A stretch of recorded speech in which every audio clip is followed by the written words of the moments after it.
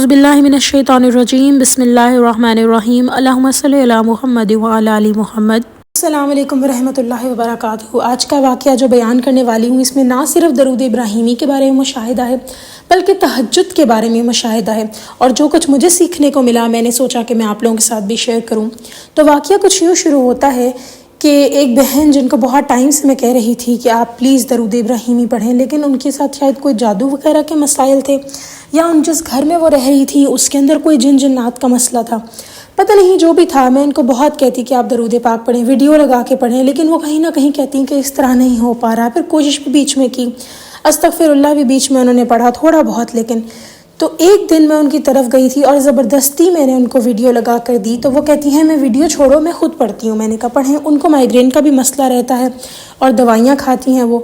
تو بس ہوا کچھ یوں کہ انہوں نے ابھی گنتی کا 3-4 دفعہ ہی درود ابراہیمی پڑھا، یا شاید اس سے زیادہ پڑھا ہو، لیکن اتنا ہی تھا، کچھ کوانٹٹی میں کم۔ تو تھوڑی دیر بعد مجھے کہتی ہیں کہ میں سوچ رہی تھی کہ میں ابھی اٹھ کے مائیگرین کی دوائی کھاؤں، لیکن الحمدللہ میرے تو سر کا درد ہی ٹھیک ہو گیا ہے۔ اور اس کے بعد انہوں نے جو اللہ تعالیٰ کا شکر بھی ادا کیا، لیکن اب ان کا آتا ہے ایک تہجد کا واقعہ۔ تو معاملات کچھ ان کے ساتھ یوں تھے کہ ان کے جو ہسبینڈ تھے ان کو لائسنس نہیں مل رہا تھا گاڑی کا،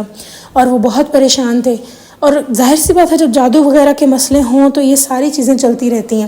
اور آپ کے مسائل ہوتے ہیں، پھر کچھ دردیں نکل آتی ہیں۔ ان کو اتنی ساری اکٹھی بیماریاں، الرجی ہو گئی ان کو، سٹمک کا ایشو ہو گیا، اور پتہ نہیں 3-4 اکٹھی بیماریاں ان کو ساتھ ہو گئیں، جو کہ آپ صاف کہہ سکتے ہیں کہ نظر ہے، جادو ہے،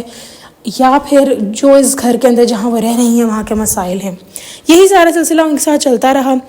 اور درود ابراہیمی جب انہوں نے اس طرح پڑھا تو ان کے سر کا درد بھی ٹھیک ہو گیا۔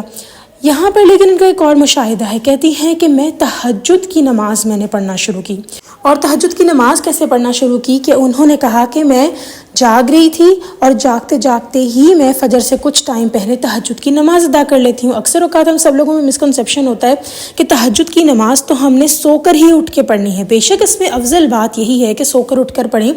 تو آپ اپنی نیند توڑ کے اپنے محبوب اللہ سبحانہ وتعالیٰ کے لیے آپ اٹھتے ہیں، تو وہ ایک الگ ہی بات ہوتی ہے کہ اپنے رب کے لیے بندہ اٹھا ہے، تو اس کے اندر تو آبویس سی بات ہے ایک بہت ہی اجر بہت زیادہ ہے۔ لیکن یہ بہن نے جو بات مجھے بتائی اس کے اوپر دماغ بھی کہتا ہے کہ ہاں بات تو ٹھیک ہے۔ انہوں نے کہا وہ ولی اللہ جو کہ سوتے ہی نہیں تھے اور عبادت ہی کرتے رہتے تھے، کیا وہ تہجد نہیں پڑھتے ہوں گے؟ بالکل پڑھتے ہوں گے۔ اور ان کی یہ بات جب مجھے کلک کی تو انہوں نے کہا کہ تہجد کی جو نماز ہے اسی کی مدد سے اللہ کا اتنا کرم ہوا کہ ان کے خاوند جب تہجد کی نماز پڑھ کے دعا کی تو ان کا لائسنس والا مسئلہ حل ہو گیا۔ پھر یہ بہن کہتی ہے کہ میں نے تہجد کی نماز پڑھ کے دعا کی تو میرے بہت سارے مسائل حل ہوئے۔ نہ صرف یہ کہ کافی ٹائم سے یہ اولاد کے لیے کوشش کر رہی تھی، ویسے ان کی اولاد ہے، لیکن پھر کچھ سلسلہ بیچ میں رک گیا، اور بہت زیادہ اللہ سبحانہ تعالیٰ سے دعائیں مانگنے کے باوجود اولاد نہیں ہو رہی تھی، پریشان تھی کہ کیا کیا جائے۔ اکثر اوقات آپ نے دیکھا ہوگا کچھ لوگوں کی اولاد ہو جاتی ہے پھر اس کے بعد اولاد نہیں ہو پاتی، نظر ایسی کھا جاتی ہے لوگوں کو،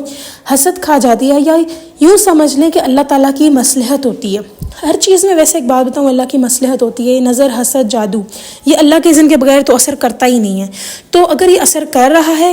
اس کا مطلب یہ ہے کہ اللہ تعالیٰ ضرور آپ کے لیے کچھ رکھتے ہیں، اللہ تعالیٰ ضرور آپ کے لیے کوئی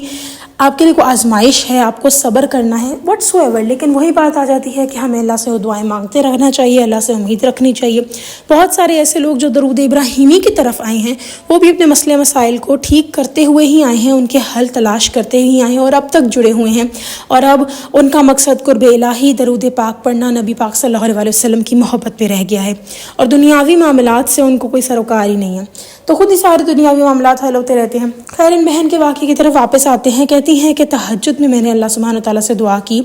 کہ یا اللہ مجھے نہیں معلوم کہ مجھے کیا چاہیے، تو میں آپ سے التجا کرتی ہوں کہ آپ مجھے وہ عطا کریں جو آپ کو میرے حق میں بہتر لگتا ہو۔ بس پھر کیا تھا، اللہ سبحانہ تعالیٰ نے وہی کیا جو ان کو بہتر لگتا تھا۔ اور وہ کہتے ہیں نا کہ ایک ہماری چاہت ہے، ایک اللہ کی چاہت ہے، پر ہوگا وہی جو اللہ کی چاہت ہے۔ لیکن جس شخص نے اللہ تعالیٰ کی چاہت کے آگے اپنا سر جھکا دیا اس کو وہی ملے گا جو اس کی چاہت ہے۔ تو بس انہی بہن کے ساتھ یہی ہوا، اور ان بہن کو اللہ سبحانہ تعالیٰ نے اولاد کی نعمت عطا کی،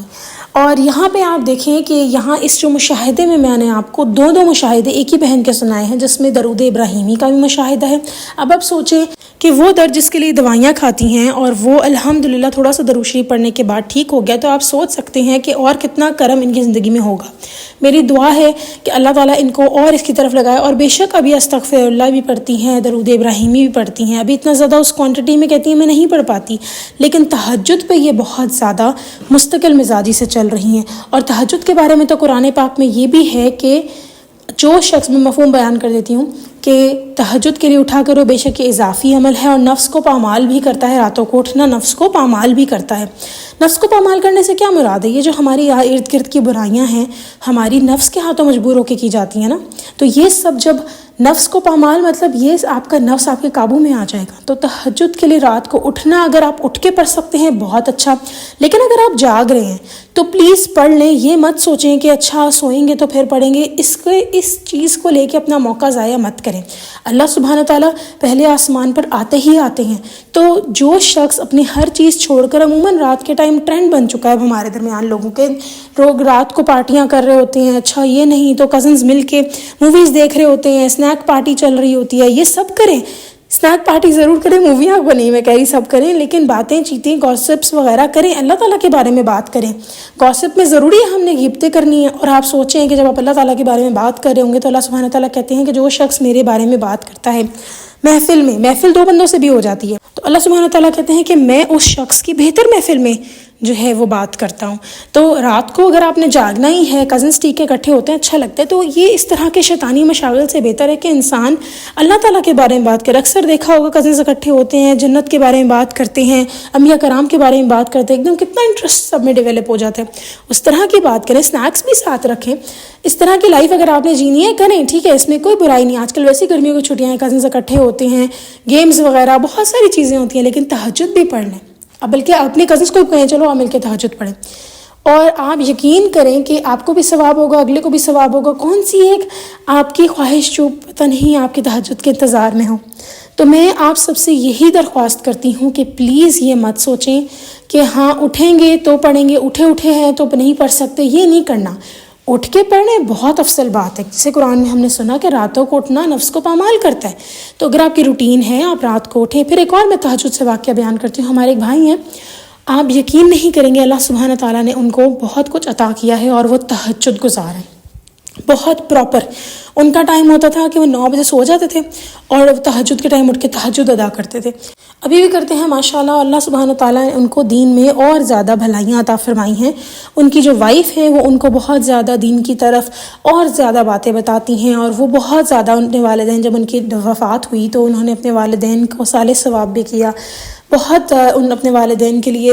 پڑھ کے بخشا ان کو، جیسے کہتے ہیں یاسین پڑھنی چاہیے مرحومین کے لیے۔ تو یہ ساری باتیں جو ہیں، قرب الہی جو ہے یہ اپنے وقت پر آتا ہے۔ کہنے کی بات یہ ہے کہ آپ ابھی ایک پیچھے مڑ کے دیکھیں تو آپ کو نظر آئے گا اللہ نے بھلائیاں ہی کی ہیں، آسانیاں ہی کی ہیں، مشکل آئی ہے تو ٹل ہی گئی ہے۔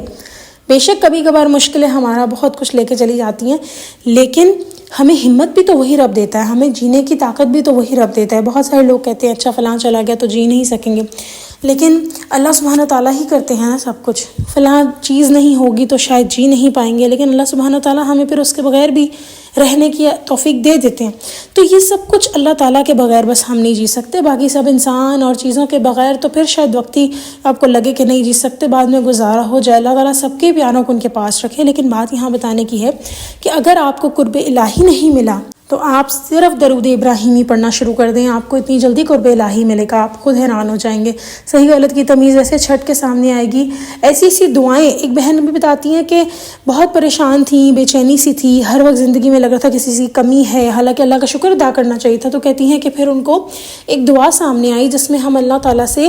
اطمینان مانگتے ہیں جو اللہ نے ہمیں دیا اس پر، اور اللہ تعالیٰ سے کہتے ہیں کہ ہمیں یقین ہو کہ ہم نے آپ سے ملنا ہے ایک دن، اور ظاہر ہے جب ہمیں یقین ہوگا تو ہم اپنے اعمال بھی درست کریں گے، اور ہمارے جو قسمت اللہ تعالیٰ نے ہمیں دیا ہم اس پہ سیٹسفائی رہیں، جو اللہ نے ہمیں دیا ہم اس کے اوپر مطمئن رہیں۔ اور یہ دعا کا مطلب بہت حسین ہے، آپ کے پاس پھر جو کچھ بھی آئے گا آپ اگر اس کے اوپر مطمئن ہیں، پھر اگلا انسان جو مرضی کہے آپ کا کیا جاتا ہے۔ فار ایگزامپل ایک بہن ہے، ایک امیر ہے، دوسری بہن تھوڑے سے مالی حالات میں ڈاؤن ہے، تو اگر دوسری بہن جس کے پاس مالی حالات ڈاؤن ہے وہ ان میں خوش خوش ہے اور جو امیر ہے اس کو اور بھی زیادہ پیسہ چاہیے، تو پھر آپ سوچیں